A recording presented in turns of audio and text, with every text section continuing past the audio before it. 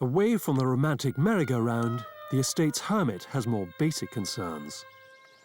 Everything's wet, and there's a conspiracy afoot to completely starve me. And I must have lost about 2 stone, really hungry all the time. And they're like, he's a hermit. Like, he doesn't need food, he can just eat grass or something. I'm not a deer, I do need food. But the hermit has found love. Miss Francesca, the lowest-ranking lady in the house, is fast losing her tenuous grip on gentility.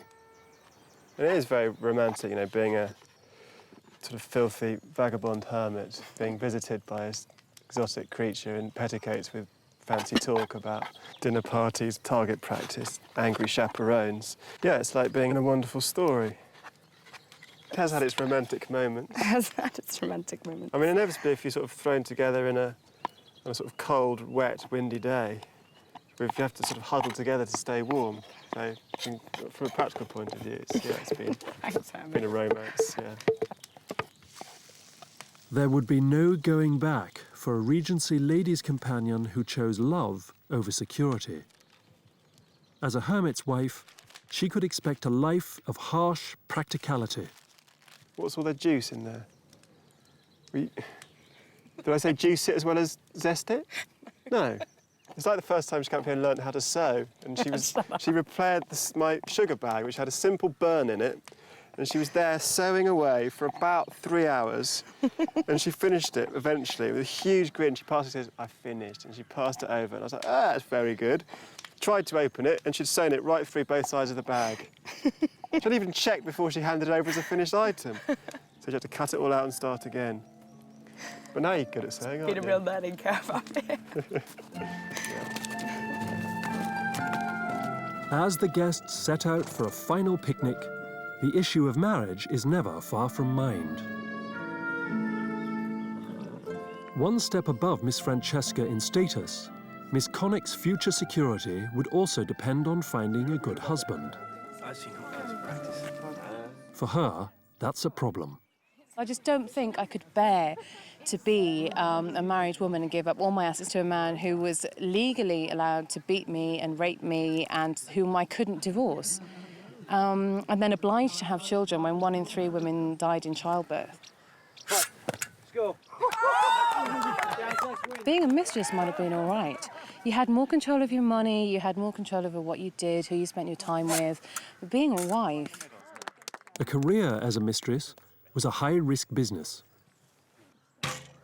Success could bring independence and wealth, but disease and destitution lay in wait for those who failed. Thank you. Dear Mrs. Enright, with regard to my daughter, Hayley, I am writing to ask whether or not a suitable match has now been found for her. She was so much... I shall write back to Mrs. Connick. Hayley rather shockingly proposed to me that she might go to London and become a courtesan to fund her ambition to have a literary or political salon, perhaps a combination of both. And although I didn't know quite how I was going to explain this to her parents, I was rather sympathetic, because I thought Hayley's particularly well equipped, both physically and intellectually, for these tasks.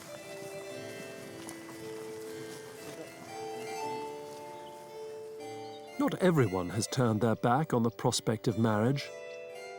Miss Braund has made a classic Regency compromise. She may not have fallen head over heels in love, but she is able to see the benefits of a life spent with her wealthy best friend, Sir Jeremy Glover.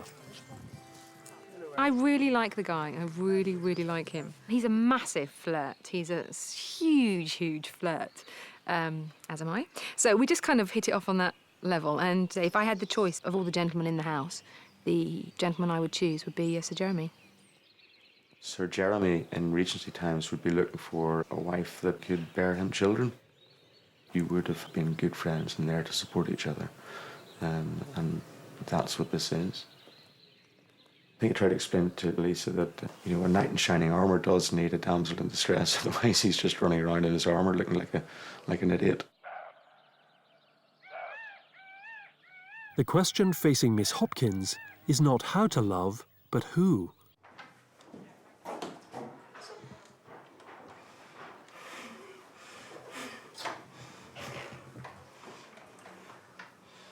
Oh, no.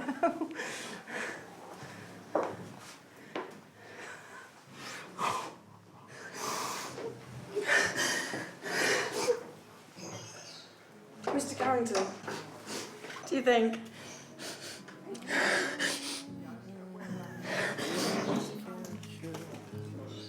Do you think somebody's gone to all this effort and has, picked up on, something that you've said in passing to make you happy is just completely overwhelming. With his bold move, Mr. Carrington draws ahead of Mr. Everett in the race for Miss Hopkins' heart. How the hell did you know that? To be honest, I kind of probed. Oh, really? It is a complete and utter fantasy of mine to have my bed strewn with rose petals.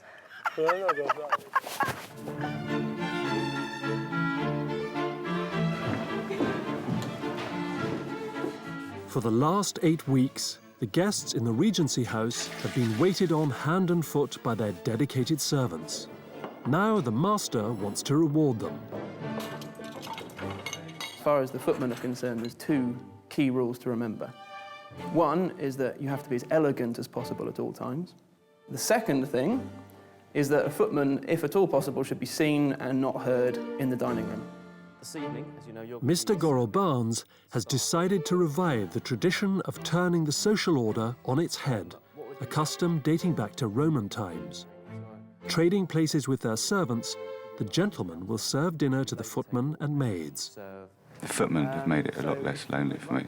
I'm quite close to them and I have a very good relationship with all of them. I think they all respect me and they've been incredibly supportive. Right, serving. Mr. Fox-Smith, would you like to... All right, now I've worked this one out. Could you attract my attention, please? Yes, red wine, please, sir. Certainly. Red wine. Sir, you haven't actually taken his glass yet, sir. Oh, Christ. Yeah, as I was saying, blah, blah, blah, blah. So you have just shaken water all over the table there, sir. There's a certain elegance required to shake water back into the cooler before you... Yes, yeah, I'm getting there. Blah, blah, blah, blah, blah, blah, blah, blah, blah, blah, blah, blah, blah. Oh, thank you.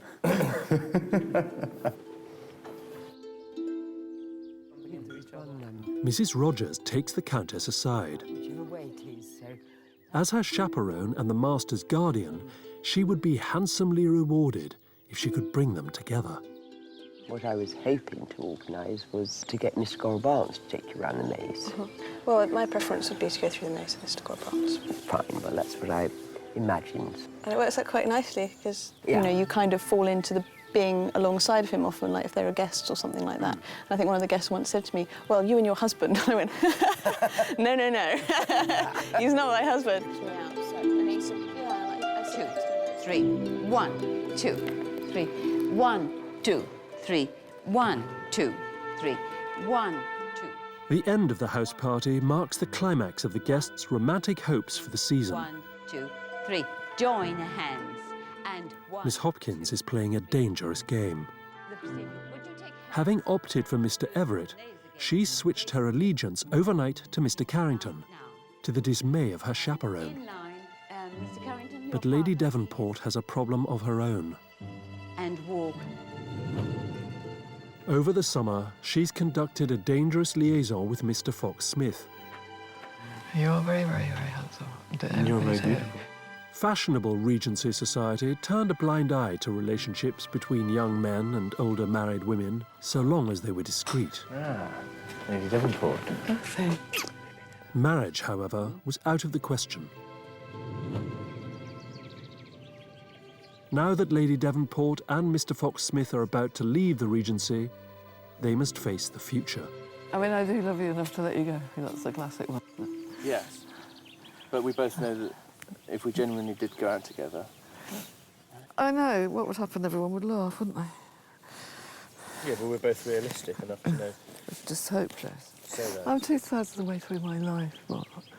I don't need anything else. My future is behind me. Yours is not.